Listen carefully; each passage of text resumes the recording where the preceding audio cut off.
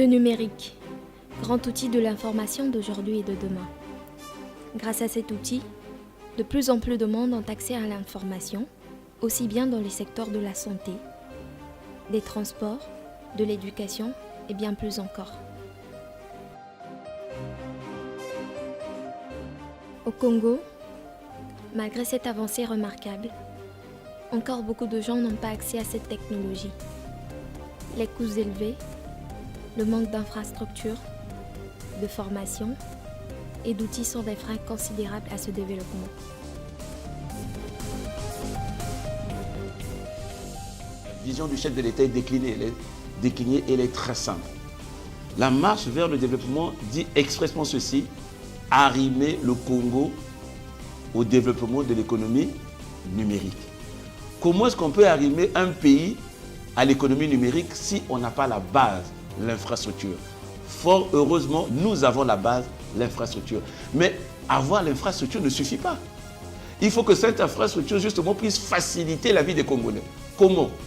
En permettant à ce qu'il y ait ce qu'on appelle cette fracture numérique, que la majorité des Congolais puissent accéder à cette infrastructure, puissent être connectés à cette infrastructure. Cependant, les initiatives privées et de la société civile restent nécessaires au bon développement numérique. Ici, un collectif est né, Internet pour tous, collectif réunissant plusieurs acteurs privés visant à réduire la fracture numérique.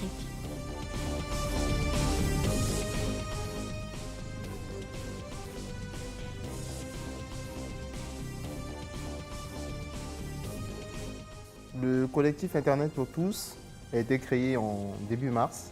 L'objectif du collectif est de pouvoir œuvrer en faveur de la réduction de la fracture numérique, notamment en s'axant sur 4 problématiques bien ciblées, bien déterminées.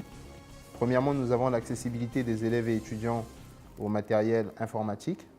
Deuxièmement, nous avons l'accès à Internet. Troisièmement, nous avons la formation des jeunes aux technologies de l'information et de la communication. Et enfin, nous avons aussi une commission qui porte justement sur le financement des startups innovantes. Il y a aujourd'hui des innovations dans le secteur agricole qui permettent par exemple à des agriculteurs de pouvoir prendre connaissance justement du prix sur le marché ou alors de la météo. Il y a des innovations dans le secteur de la santé, des innovations dans le secteur de l'éducation et même dans nos méthodes de travail, il y a un certain nombre justement d'innovations. Parce que c'est ça en fait, les technologies de l'information et de la communication, c'est permettre aux personnes d'avoir accès à l'information. Alors ce que l'on peut souhaiter au collectif, c'est déjà premièrement de perdurer et d'être efficace dans son action. Alors Yatuzone, c'est un Wi-Fi communautaire. L'idée, c'est de mettre un accès à Internet à disposition des populations, du grand public, via du Wi-Fi qui est accessible dans des lieux publics. Ça peut être des places, comme cette place, la place du Rotary, en face de Tract Afrique, à Pointe-Noire.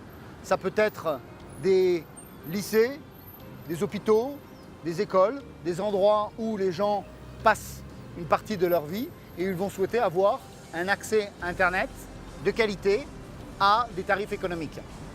Donc l'idée de Yatuzone, c'est de créer un réseau où les utilisateurs de Yatuzone vont pouvoir utiliser Internet soit gratuitement, soit à des tarifs qui sont des tarifs spécifiques d'un Wi-Fi, qui sont un Wi-Fi économique.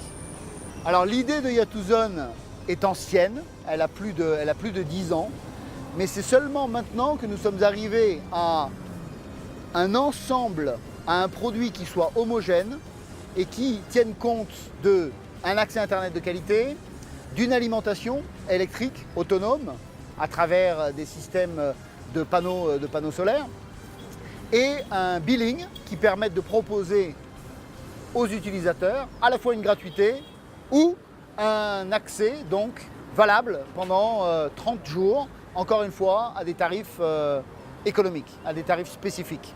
Alors, les projets Yatuzone, il y a un certain nombre de choses que nous avons pu développer, nous, Office, avons pu développer en toute autonomie. Mais pour pouvoir bien le faire, étant donné que c'est un projet qui touche l'aménagement des villes, C'est un projet de Smart City, de ville intelligente. C'est quelque chose qui demande le soutien des mairies, des municipalités, le soutien du gouvernement, le soutien de l'État, sous la forme d'investissement, sous la forme de subventions, sous la forme de partenariats publics-privés. Ça peut faire l'objet d'un véhicule tout à fait spécifique pour pouvoir réaliser des villes intelligentes en ce qui concerne l'accès à Internet à travers des réseaux Wi-Fi publics. Aujourd'hui, en Afrique, il y a des acteurs de l'industrie numérique. Je suis Loïc Makosso, associé gérant de la société de conseil Ariès Investissement, qui est une société de conseil spécialisée en montage et financement de projets.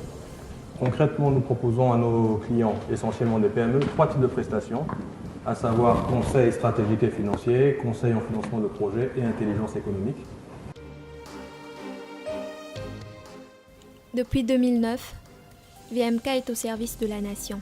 Elle révolutionne l'industrie du téléphone au Congo. Avec le savoir-faire congolais, dans ses laboratoires agréés sont fabriqués plusieurs modèles de téléphones, testés et mis sur le marché à un prix abordable.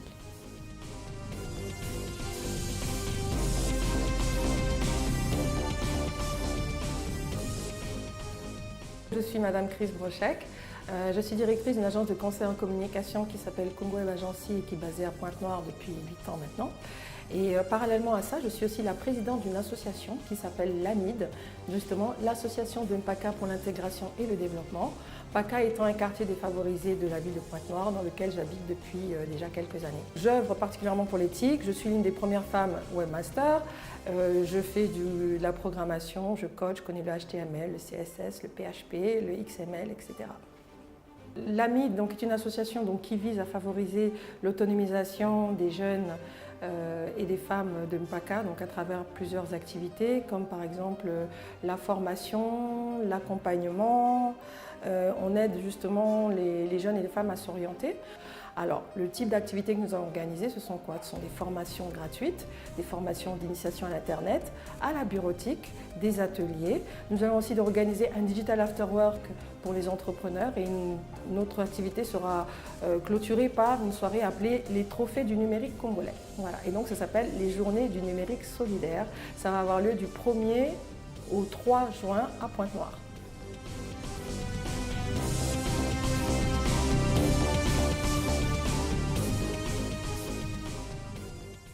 Web design, c'est ma passion, j'aime bien designer et grâce à J-Certif, j'ai donc eu la chance de participer à cet atelier. C'est tout d'abord un langage tellement puissant que j'aime utiliser et la plupart aussi dans les sites web, on utilise aussi l'environnement Java. J'aime vraiment programmer en Java. J'ai vraiment cette envie de faire la programmation.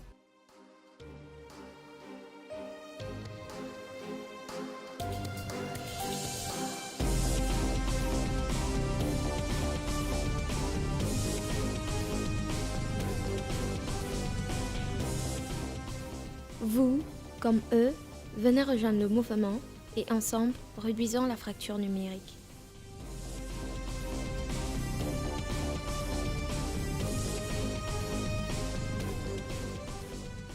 Internet pour tous, réduisons la fracture numérique.